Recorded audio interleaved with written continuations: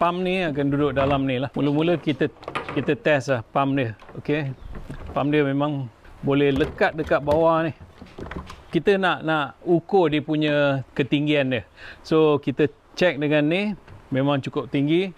Bila kita letak grow bed kita, PVC naik atas, dia akan salurkan air ke atas ni. Di sini dia akan masuk ke dalam grow bed lah. So daripada sini kita kena potong dekat sini lah untuk masukkan elbow, supaya elbow boleh pergi macam ni. Potong lebih sikit tak apalah. Okay, kita letak elbow sini. Kita tak nak air curah ke bawah, so kita kena tarik bawah benda ni. Kita kena letak satu lagi pipe yang mungkin kecil sikit. Kalau kita letak sini, baru kita letak satu lagi elbow dekat sini. So kita tahu pump naik atas terus turun ke bawah sini.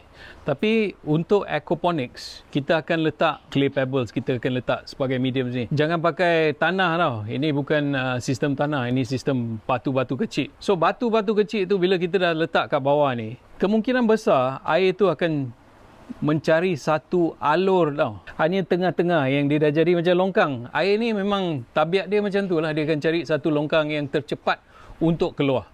So untuk mengelakkan daripada itu berlaku, sini kita kena bahagikan. So kita kena perbesarkan dia punya permukaan dia lah.